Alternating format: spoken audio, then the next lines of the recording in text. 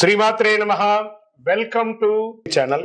సద్గురు జ్యోతిషాలయం వారి ఈ నెల మార్చి నెల 2024కు సంబంధించినటువంటి ద్వాదశ రాశి ఫలితాలని మనం తెలుసుకోబోతున్నాం. అందులో ఈ నెల చాలా ముఖ్యమైనటువంటి ఒక అద్భుతమైనటువంటి నెల. మన తెలుగు ఉగాది యుగానికి ఆది అయినటువంటి రోజు కూడా ఈ నెలనే రాబోతుంది. కాబట్టి ముందు మనం పూర్తి ఈ మార్చ్ వివరాలన్నీ తెలుసుకున్న తర్వాత ఉగాది ప్రత్యేక సంవత్సరికమైనటువంటి ఉగాది టు ఉగాది వరకు ఉన్నటువంటి రాశి ఫలితాలని త్వరలోనే మనం ఒక వారం 10 రోజుల్లోనే ఉగాది కంప్లీట్ ఒక సంవత్సర పంచాంగ శ్రవణం మరియు ఉగాది రాశి ఫలితాలు కూడా చెప్పడం జరుగుతుంది. సద్గురు జ్యోతిషాలయంలో జ్యోతిషాస్త్రరీత్యా ద్వాదశ రాశుల్లో ముందుగా మొట్టమొదటిది మేషరాశి. మీరు అశ్విని నక్షత్రం 1, 2, 3, 4 పాదములు, భరణి నక్షత్రం 1, 2, 3, 4 పాదములు, కృత్తికా నక్షత్రం మొదటి పాదానికి సంబంధించిన మీరు మేషరాశి వారిగా పరిగణించబడుతున్నారు. ఈ నెల మీకు శుభాశుభ ఫలితాలు ఎలా ఉన్నాయి? మేషరాశి ఆర్థిక పరంగా ఈ నెల చాలా బాగా ఉంటుంది. మీరు కోరుకున్న ఆదాయం వస్తుంది. వ్యాపారులకు మంచి లాభాలు వచ్చే అవకాశాలు బాగా కనబడుతున్నాయి. మీకు పురోగతి లభించే అవకాశం బాగా ఉంది. ఉద్యోగులకి కార్యాలయంలో చాలా అనుకూలంగా ఉంటుంది. పై అధికారుల నుంచి ప్రశంసలు, కింద వారితో సహకారం, మీరు కోరుకున్న చోటకు ట్రాన్స్ఫర్స్ మరియు ఇంక్రిమెంట్స్ అవన్నీ ట్రై చేస్తున్నారు, ఖచ్చితంగా ఇది వస్తుంది. కాస్త మానసిక స్ట్రెస్ అంటే అది మాత్రం ఉంటుంది. విద్యార్థులు పోటీ పరీక్షల్లో ఉత్తీర్ణ అయ్యే అవకాశాలు చాలా బాగుంది. మార్చి నెల వచ్చింది, పరీక్షలకు సిద్ధంగా ఉండండి విద్యార్థులారా. ఇది మీ జీవితాన్ని మార్చే సమయం కాబట్టి ఖచ్చితంగా చదవాలి. సంతోషంగా చదవండి, చక్కగా వస్తారు. ఆరోగ్యపరంగా మిశ్రమంగా ఉంటుంది.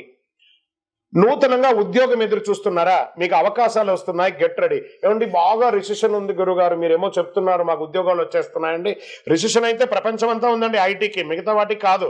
కాబట్టి ఐటీ రంగం వాళ్ళకి మిశ్రమంగా ఉన్న, మిగతా వాళ్ళకి కొత్త ఉద్యోగాలు, అది ప్రభుత్వ ఉద్యోగమైనా ప్రైవేట్ రంగం ఉద్యోగమైనా ఉద్యోగ అవకాశాలు వస్తున్నాయి.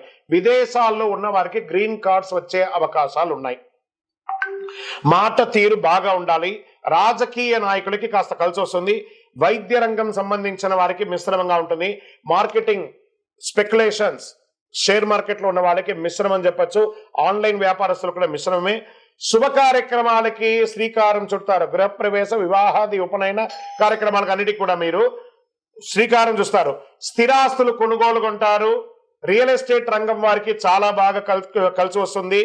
మిత్రుల ద్వారా మీకు చాలా ఉన్నతమైనటువంటి స్థితిని పొందుతారు. మీ యొక్క విదేశాలకి వెళ్ళాలనుకున్న వాళ్ళకి, వీసా ఆగిన వాళ్ళకి అందరికీ కూడా ఇది మంచి సమయం చెప్పచ్చు. వివాహం కాని వారికి మంచి వివాహ అవకాశాలు వస్తున్నాయి. కాస్త ప్రజాక్షేత్రంలో ఉన్నటువంటి రాజకీయ నాయకులు మాత్రం కాస్త జాగ్రత్తగా ఉండాలి. స్త్రీలకు ఎవరైతే ఎంటర్‌ప్రెన్యూర్ గా ఉంటున్నారో వాళ్ళకందరికీ this is the right time, చాలా బాగుంటుందని కూడా చెప్పచ్చు. వ్యవసాయదారులకి అద్భుతంగా ఉంటుంది. చాలా మంచి నెల అని కూడా చెప్పచ్చు. ఒక 70% బాగుంది అని కూడా చెప్పచ్చు. ఆదాయం మల్టిపుల్ సోర్సులు మీకు ఇన్కమ్ వచ్చే అవకాశాలు బాగా ఉన్నాయి. వ్యాపారస్తులకి కొత్త వ్యాపారాలు ప్రారంభించడానికి బాగా కొంచెం ఆలోచించి ఉగాది తర్వాత ప్రారంభించండి. ఇండస్ట్రీస్, టూర్స్ కి వెళ్లే వాళ్ళకి this is the right time. మీ కొత్తగా ఇండస్ట్రీ అనుకున్న వారికి దాంపత్య జీవితంలో దంపతుల మధ్య చక్కగా అన్యోన్యత పెరిగి ఆనందంగా ఉంటారు. ప్రేమికులకి ఇది ఒక మంచి సమయం అని కూడా చెప్పచ్చు. ఆరోగ్యం, మీరు తినే ఆహారంలో లోపం ఉండడం వల్ల బయట ఆహారాలు తీసుకోవడం కాస్త అజీర్తికి సంబంధించినటువంటి, మోకాలకు సంబంధించినటువంటి ప్రాబ్లమ్స్ కూడా వచ్చే ఉన్నాయి. అవకాశాలు ఉంటే జాగ్రత్త పడండి. ఈ నెలంతా కూడా సోమవారం మీకు చాలా కలిసి వస్తుంది. 5 అనే ఒక సంఖ్య మీకు లక్కీ నెంబర్ గా ఉంటుంది. చందనం లేదా మరియు తెలుపు కలర్ మీకు చాలా కలిసి వస్తుంది. ప్రయాణాలు, తూర్పు దిక్కు ప్రయాణాలు మీకు చాలా కలిసి వస్తుంది. చంద్రాష్టమం మార్చి 2వ తారీఖున 3వ నెల 2024 ఉదయం 8:17 నుండి 4/3/2024 4:21 2.5 రోజులు చంద్రాష్టమం ఉంటుంది. కాబట్టి మేషరాశి వారు చాలా జాగ్రత్తగా ఉండాలి. వాహనం నడిపేటప్పుడు జాగ్రత్త, సంతకాలు పెట్టేటప్పుడు జాగ్రత్త, ఏ విధమైనటువంటి పనులున్నా జాగ్రత్తగా ఉండాలి. మీరు ఈ నెల పుస్తకం దానం ఇవ్వండి పిల్లలకి అందరికీ కూడాను. మీరు దర్శించవలసినటువంటి దేవాలయం సుబ్రహ్మణ్య స్వామి వారి ఆరాధన చేయండి. సుబ్రహ్మణ్యోహం సుబ్రహ్మణ్యోహం సుబ్రహ్మణ్యోహం అని ప్రార్థన చేయండి. స్వామివారి దేవాలయానికి వెళ్ళి పాలాభిషేకం చేయండి. ఇంకను సకల దోషాలు తొలగి ఆనందంగా ఉండడానికి నవమూలిక సిద్ధ ధూపంతో ధూపం వేయండి. జ్యోతిష్ శాస్త్రం అనేది ఒక పడుతున్న వర్షానికి ఒక గొడుగే మాత్రం జ్యోతిష్ శాస్త్రం జీవితం కాదు. బాగా గుర్తుపెట్టుకోవాలి. మీ యొక్క జాతకం మీరు తెలుసుకోవాలనుకున్నటువంటి వాళ్ళు ఇక్కడ మనం చెప్పబడేదంతా కూడా గోచార గ్రహస్థితులు అన్నింటినీ దృష్టిలో పెట్టుకొని చెప్తాం. ఒకరిని ఎక్కువ ఒకరు తక్కువ అని కదా, అన్ని వర్గాల వాళ్ళని. ఇది ఒక మ్యాథమెటిక్స్ అండి. చక్కగా దీన్ని గణించి ఏ గ్రహాలు ఈ నెల ఏ గ్రహాలు ఏ పాదాలు ఎక్కడెక్కడ వారి ప్రయాణం ఉంది, ఆ గ్రహాల యొక్క ప్రయాణం వల్ల ఆ రాసులకి ఎలా జరుగుతుందని నిర్ణయించే ఒక ఇది. ఏదో గాలికి చెప్పి అలా కెమెరాల ముందర వచ్చి చెప్పే కాదు ఈ పద్ధతి. చంద్రమౌళి వెంకటేష్ శర్మ ఒక ప్రిడిక్షన్ ఇస్తున్నారంటే దాంట్లో ఏదైనా ఒక ప్రమాణం ఉండాలి. చాలా పెద్ద పెద్ద వాళ్ళతో డిస్కస్ చేస్తాం, ఈ నెల ఎలా ఉంటుంది, మహామహా పండితులతో డిస్కస్ చేసి దీన్ని తీసుకొచ్చి పెట్టడం జరుగుతుందండి. ఇది మీ యొక్క వ్యక్తిగత జీవితానికి ఒక 40% మాత్రమే వర్తిస్తుంది ఈ యూనివర్సల్ ప్రిడిక్షన్. కానీ మీ పూర్తి జాతకం మీరు తెలుసుకోవాలి అని అనుకుంటే మీ యొక్క date of birth, time of birth, place of birth అవన్నీ కూడా మీ పరిసర ప్రాంతాల్లో ఉన్నటువంటి జ్యోతిష్ శాస్త్ర నిపుణులు, సద్గురువులని సంప్రదించి వారిని గౌరవించి మీ యొక్క రాశి ఫలితాలను తెలుసుకోండి. మీ లగ్నం ద్వారా, మీ యొక్క పుట్టిన టైం ద్వారా సంపూర్ణ జాతకం అనేది వస్తుంది. గురుగారు నేను మీ దగ్గర తెలుసుకోవాలనుకుంటున్నామంటున్నారా? మా కింద కనబడుతున్నటువంటి మా యొక్క నంబర్ మీ యొక్క name, date of birth, time of birth, place of birth WhatsApp లో చేయాలి. చేసిన తర్వాత మేము మీకు రిప్లై ఇస్తాం. ఫోన్ చేయకూడదు. మళ్ళీ ఇంకొక విషయం, జాతకం చెప్పేవాళ్ళు మాకు ఆర్థిక సమస్యలు ఉన్నాయండి, మాకు జాతకం చెప్పాలంటే బాగా సంపాదించండి, అప్పులు తెచ్చుకుంటే అప్పులు తీర్చండి, సంపాదించి ఆ కష్టాలన్నీ తీర్చుకోవడం. కానీ జాతకం చెప్పుకుంటే ఆర్థిక సమస్యలు తీరిపోదు. గ్రహ దోషం ఎలా ఉంటుందో అదే మాకు చెప్తాం. మళ్ళీ ఇల్లీగల్ అఫైర్స్ గురించి దయచేసి దయచేసి దయచేసి అడగకండి. ఈ మధ్య క్వశ్చన్స్ అవే ఎక్కువ వస్తున్నాయి. ప్లీజ్ అలా అడగకండి. 21 వయసు లోపు ఉన్న పిల్లలు దయచేసి కాల్ చేయకండి. మీరు చదువుకునే వయసు ఖచ్చితంగా చదువుకోవాలి. మీ యొక్క చదువు మీద కాన్సన్ట్రేట్ చేయండి, మీ జీవితం బాగుంటుంది. కానీ జాతకం మీద కాన్సన్ట్రేట్ చేస్తే మీ మీద మీకు నమ్మకం తగ్గిపోతుంది. మరియు గౌరవమైనటువంటి 60 వయసు పైనున్న ఎవరైనా కాల్ చేస్తున్నారు అని అనుకోండి, మెసేజ్ చేస్తున్నారు అనుకోండి, ఏమంటే మీరు 60 వసంతాలు చూసేశారు, పిల్ల పాప, కుటుంబం, వ్యాపారం, ఉద్యోగం, పెళ్లి, మనవుళ్ళు, మనవరాలు అన్ని చూసేశారు. కాబట్టి మీరు సాక్షాత్ దైవ సమానులు. మీకు జాతకం అవసరమా అని చూడండి. 60 సంవత్సరాల వాళ్ళకు పెద్దగా జాతకంతో అవసరం ఉండదు. దీన్ని కూడా దృష్టిలో పెట్టుకోండి. మా సద్గురు జ్యోతిషాలయం తప్పకుండా మీకు అన్ని రకాల సేవలు అందించడానికి సిద్ధంగా ఉంటుంది. ఇందులో కొన్ని మేము కఠినంగానూ చెప్తాము, నిజాన్ని చెప్తాము, ఎవరిని మభ్య పెట్టడానికి చెప్పడం ఉండదు. రానున్న మార్చ్ 8వ తారీఖున 2024 ఈ ప్రపంచానికి మహాశివరాత్రి పర్వదినం. ఎంత అద్భుతమైనటువంటి దినం అంటే అది. అసలు మహాశివరాత్రి అంటే ఏంటి, ఆ రోజు పాటించవలసినటువంటి ముఖ్యమైనటువంటి అంశాలు ఏంటి, దాని గురించి మనం ఇప్పుడు తెలుసుకుందాం. అసలు శివరాత్రి ఎలా చేస్తారు, ఎలా వచ్చింది, ఆ రోజు ఎందుకు చేస్తున్నాం అని కూడా. భారతీయ హిందూ సంప్రదాయ పండుగల్లో తిథుల్లోనూ నక్షత్రాలను ముడిపడి ఉంటుంది. కాబట్టి కొన్ని పండుగలు తిథులు మరియు కొన్ని పండుగలు నక్షత్రాలు ప్రధానం అవుతాయి. ఈ పద్ధతిలో ప్రతి నెల బాగా గుర్తుపెట్టుకోవాలి. చాంద్రమానం ప్రకారము కృష్ణపక్షమిలోని ప్రదోష వ్యాప్తి గల చతుర్దశి తిథిని మహాశివరాత్రి అంటారు. ఇది మంచి ఒక ఉపవాసాలకి, వ్రతాలకి ముఖ్యమైనట్టుగా భావించవచ్చు. శివునిగా కొలుస్తారు అందరూ కూడా. సూర్యాస్తమ సమయమునకు 6 గడియలు ప్రదోష కాలం అంటారు. ఈ మాఘమాసంలో కృష్ణపక్ష చతుర్దశి అర్ధరాత్రి వ్యాప్తి చెంది ఉన్న రోజున మహాశివరాత్రిగా పరిగణించబడుతుంది. ఇది ఎవరో చెప్పడం కాదు, ధర్మ సింధువులో నిర్ణయించబడింది. ఇది శాస్త్ర గ్రంథాలు తెలుపుతున్నారు. అమావాస్యకు ముందు వచ్చే కృష్ణపక్ష చతుర్దశి నాడే శివరాత్రి జరుపుకోవాలి అని నిర్ణయం ఉంది.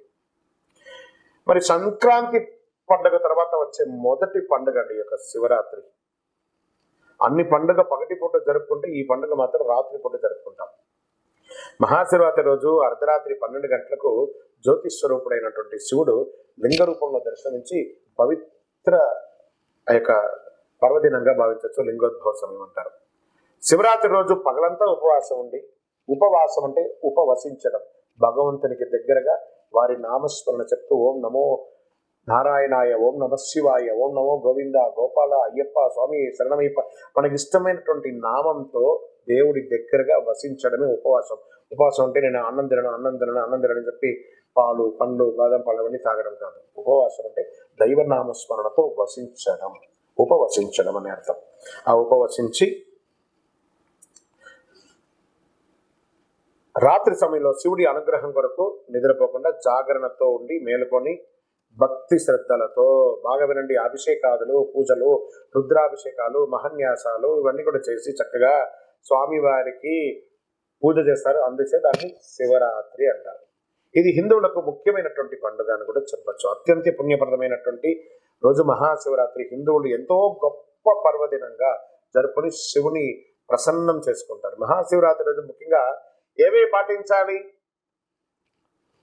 ఉపవాసం ఉండొచ్చు, రాత్రి జాగరణ చేయొచ్చు, శివనామస్మరణతో అభిషేకాలు చేయొచ్చు.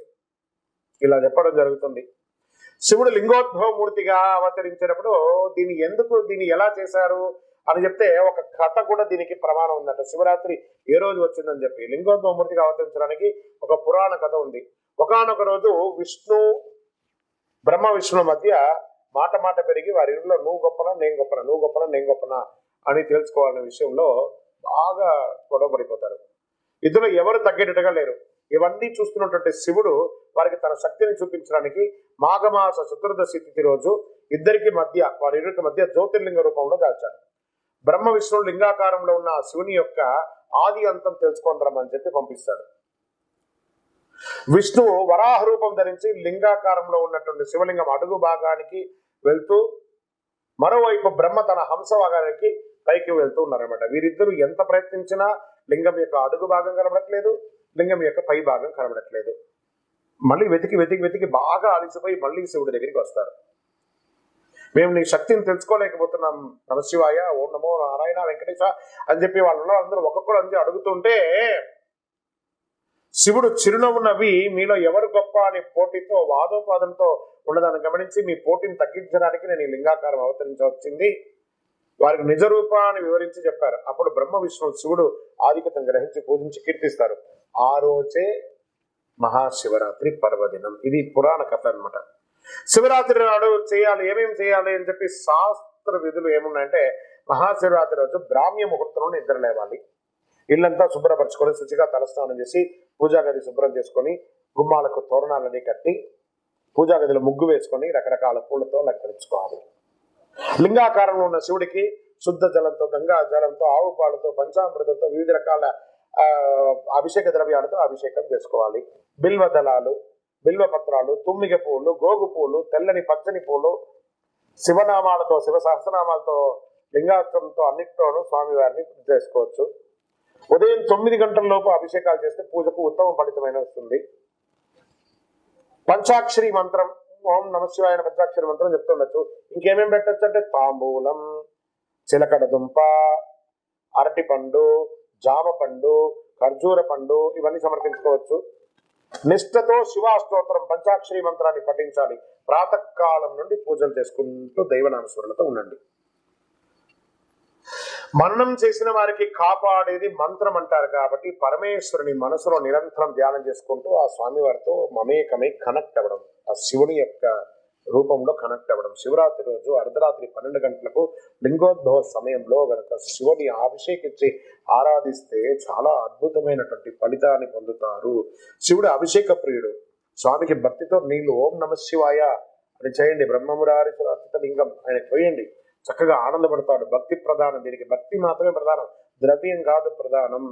చేసుకోవాలి. సాయంత్రం 6 గంటల నుండి మరుసటి రోజు ఉదయం 6 గంటల వరకు భక్తి శ్రద్ధలతో శివనామాలతో శివపురాణం మొదలుకొని పెట్టుకొని చదువుకుని విశేషం పొందుతాడు. అందుకని శివరాత్రి రోజు సినిమాలు చూసుకుంటే, అర్ధరాత్రి సినిమా చూసుకొని కూడా నేను జాగ్రత్త చేస్తానంటే అది శివరాత్రి కాదు. మహాశివుడు అనేవాడు మాతృవాత్సల్యం కలివాడు కాబట్టి తల్లి బిడ్డలు ఏ విధంగా రక్షించుకుంటాడు, శివుడు తన భక్తులు కూడా అదే విధంగా రక్షించుకుంటాడు. ఎవరు భక్తితో పూజిస్తారు రక్షించుకోవడం.